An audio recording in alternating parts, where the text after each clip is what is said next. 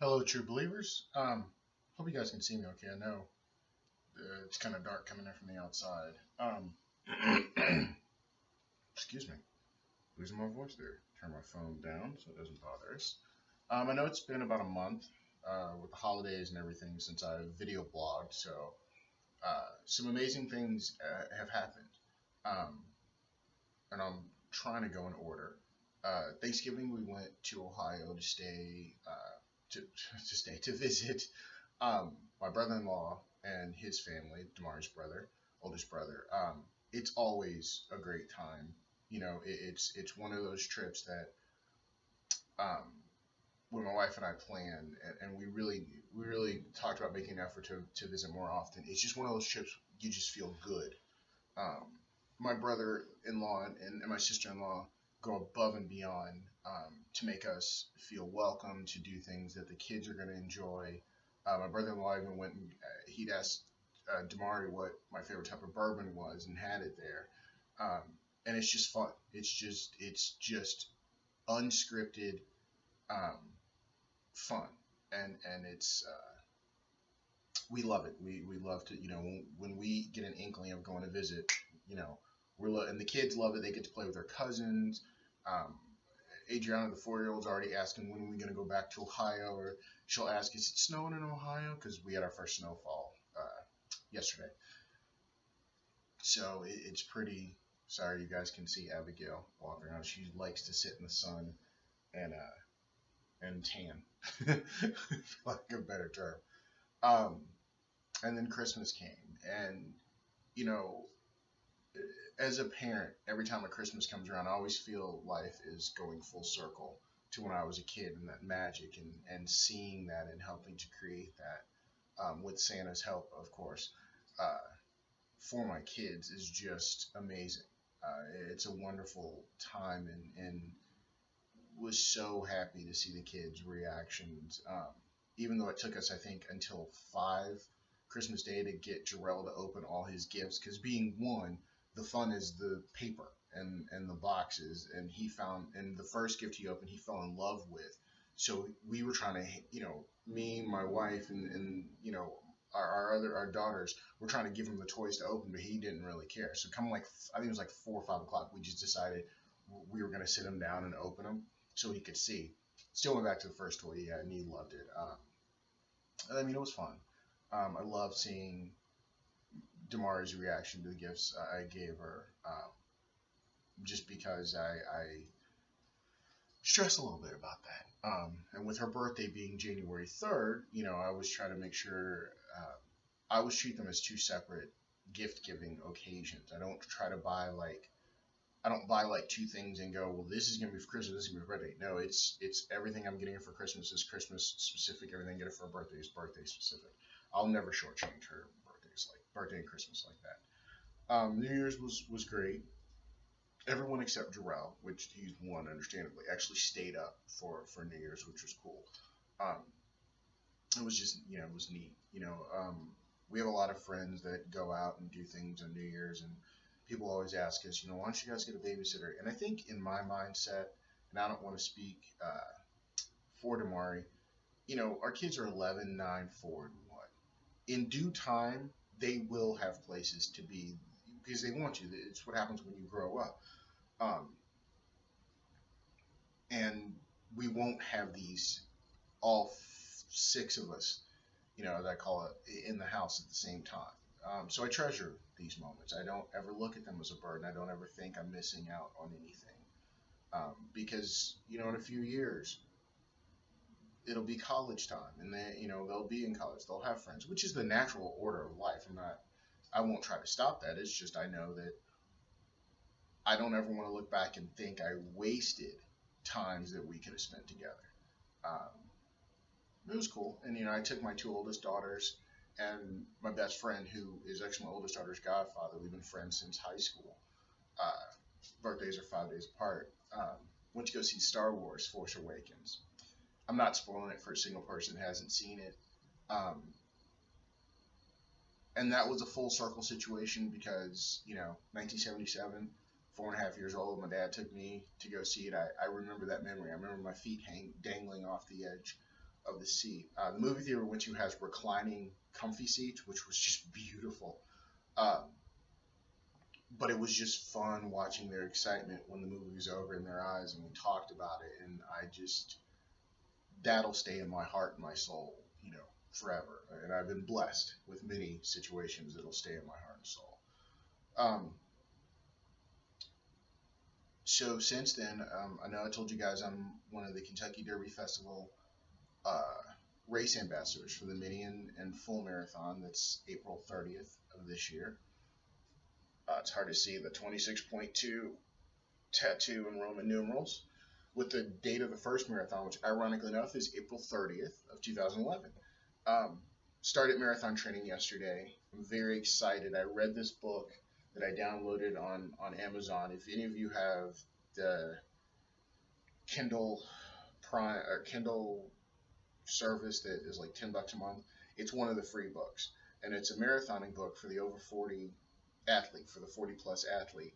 And the training program is different. It takes into consideration that at this stage of the lives, we don't have a bunch of hours to spend in the gym. We have families, we have obligations, we have jobs.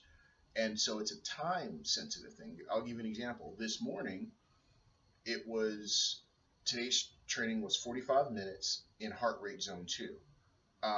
So instead of being bogged down with how many miles I ran and trying to figure out, on the course, if you're a runner, you're trying to figure out how many miles from your house is going to be this and when you need to turn around, et cetera, et cetera. Or if you're trying to loop around, you're trying to figure out the exact mileage. This is, go out for 22 and a half minutes, turn around and come back.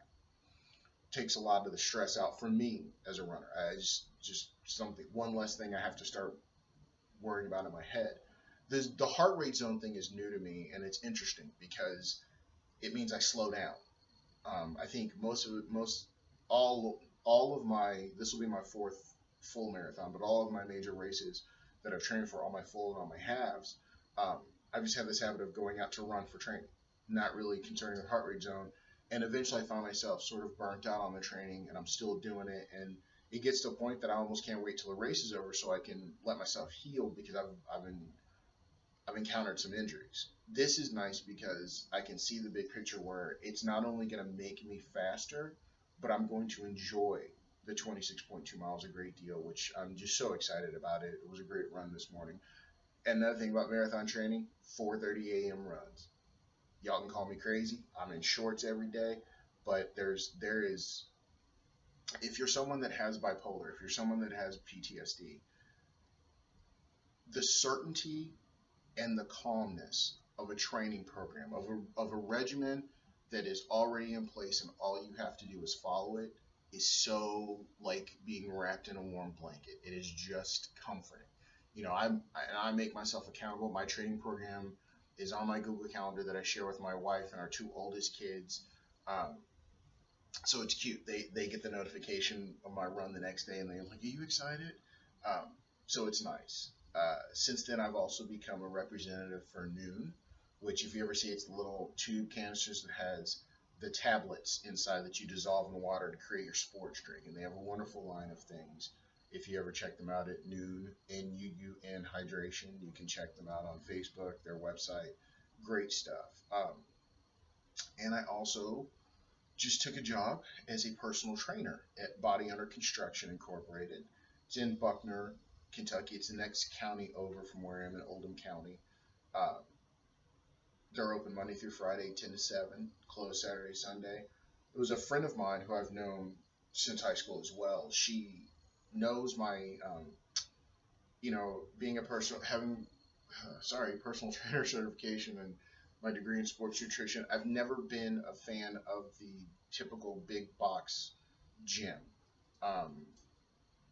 I've witnessed enough. I don't like the way the trainers are necessarily treated by management.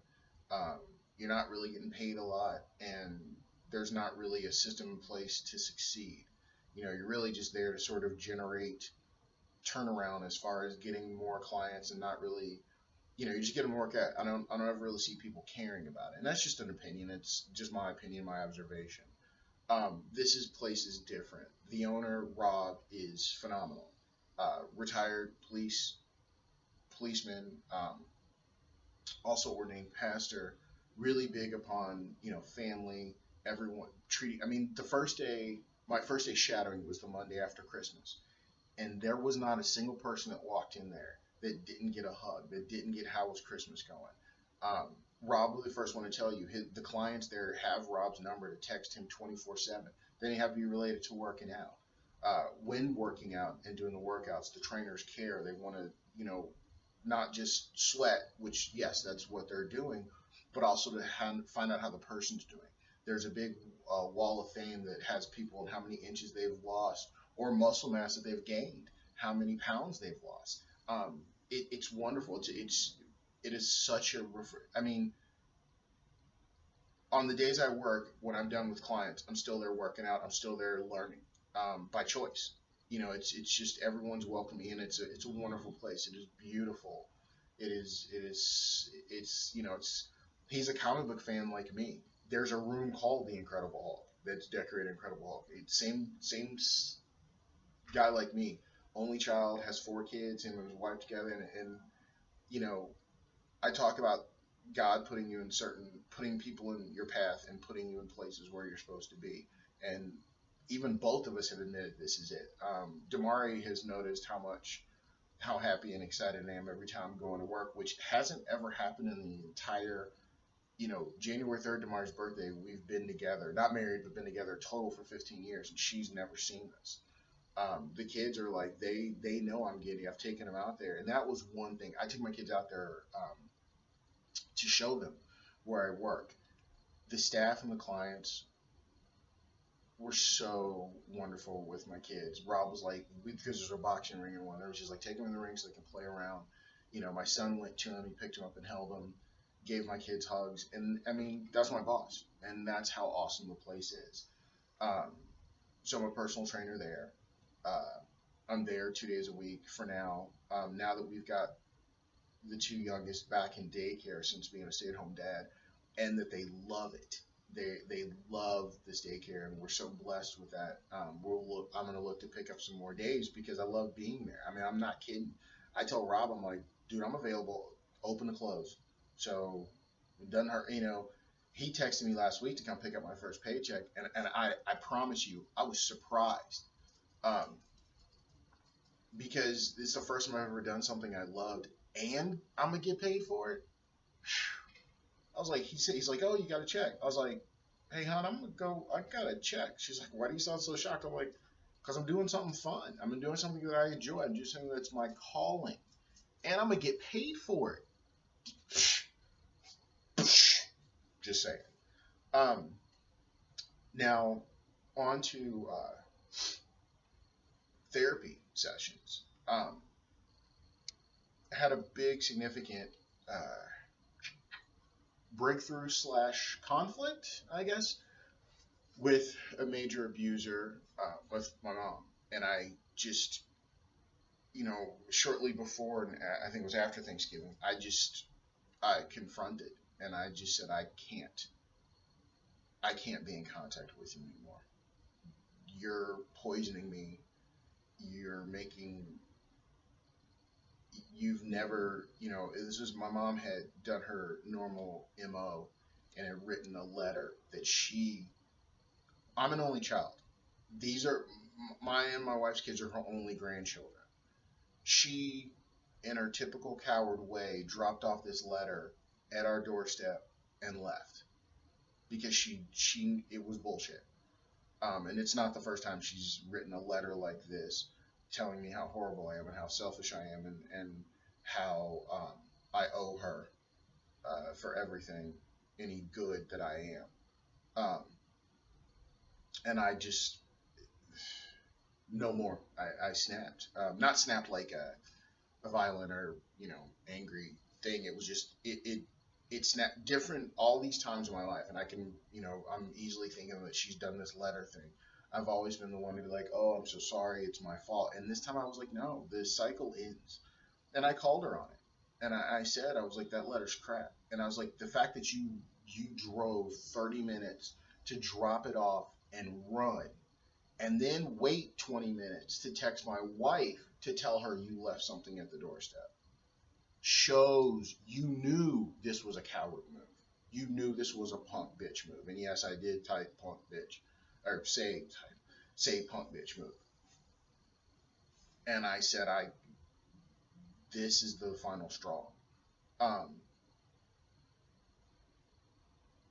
Amazingly, since then, and I solely on my life think it's only because she senses a lack of the grasp of control slipping, is that she's like, oh, I'm so sorry, I never knew it was that bad, please don't do this, I just want a chance to talk. I want to be a chance to be a grandmother for the kids. And I told her, I was like, what about all the times you've broken promises to them? I was like, that's why, our two oldest daughters, and I didn't mention this, they haven't asked to see her because they're so used to her saying yes and then breaking whatever promise. Most of the time, it's her going to the casino, but then not being able to have time or money to spend with them. And they're old enough that they remember those times, and they're over it. But I didn't tell her that. I'll never roll my children under the bus like that. That's not fair. That's not good parenting. And I just said no. And I'm not gonna lie, when I was hearing this, a part of me started to be like, oh, give her a chance, it's gonna be different. That letter stays on our table downstairs in the fam cave, because I don't call it man cave because I like to be with my family. And I didn't read the letter. My wife read it, and she asked, she translated it to me, but knowing full well that reading it was probably not a smart thing for my psyche. And I look at that letter sitting, it's still folded, sitting on the table, and I leave it out. I haven't thrown it away for that reason, because the person that wrote that letter and has written these letters over the years didn't suddenly change because of something I said. It's fear of losing control, and if you're used to abusing someone and controlling someone, and bullying someone, you will do whatever it takes to keep that control to be able to bully. These are huge breakthroughs for me at 43. I can't begin to explain the fog that I feel lifted. Part of bipolar is when you have the manias, they're not going to last because they're going to drop down to the valleys. And I was always fearful whenever I felt really good, because I knew there was going to be, just for no reason, just a crash down. This isn't it. I feel good. I can look at myself filming this right now. I'm not breaking myself down. I'm not beating myself. I'm not hearing my abuser's voice in my head telling me how much of a piece of shit I am. I feel good.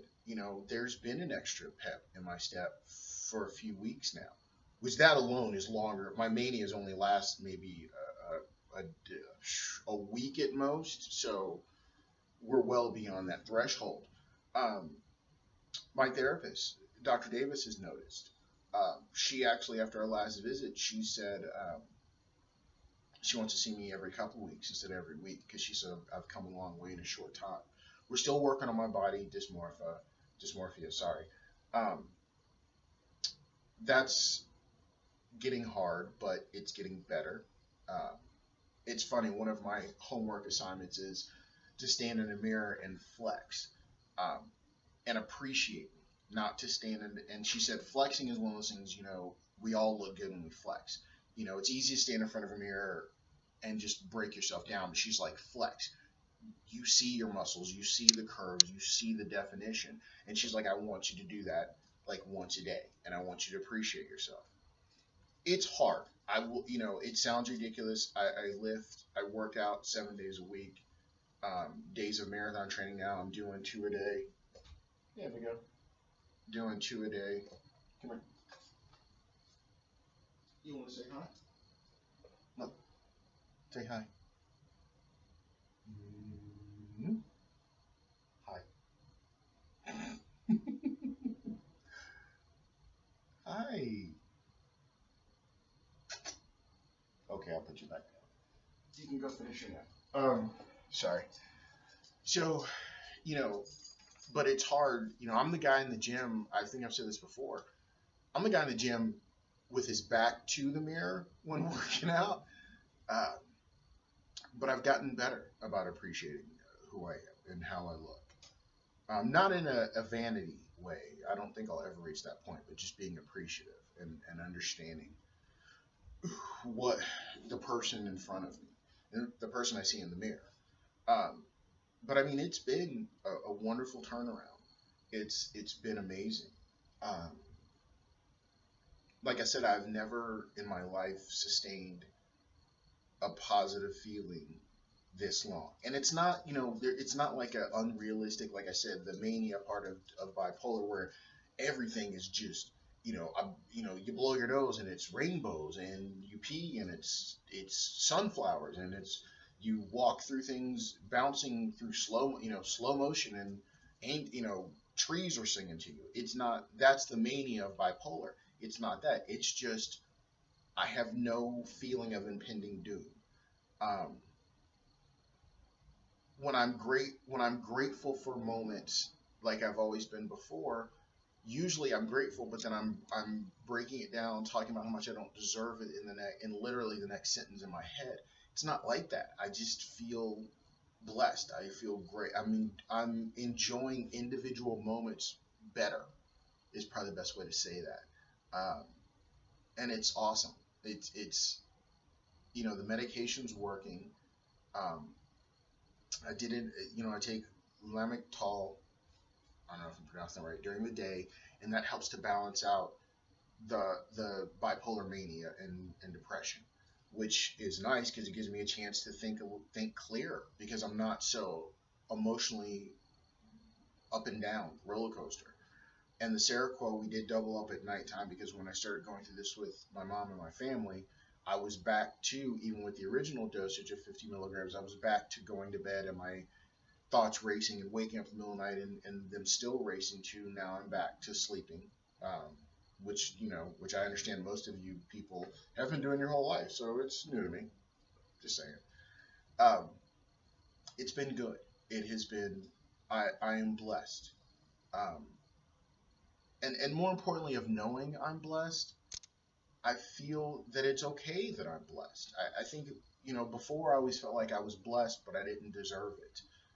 So it was all going to be taken away. And now I feel like I'm a good person. I deserve to be, I deserve to feel good about myself. I deserve to have the opportunity to enjoy these wonderful moments that happen to me on a daily basis. And by that, I mean my family, time with my family. Um, Being a husband to Damari, being a father to our four kids, and because they're at different ages, it's different faces of fathership because they're different ages. And I enjoy that. I enjoy with my 1 year old. That means he's going to hold my hand. And if there's any, which I still haven't figured this out, if there's any sports on TV, he just throws his hands up and go, touchdown! Which is great. And that's our little joke now. Whether it's wrestling, basketball, he's touchdown! We do that.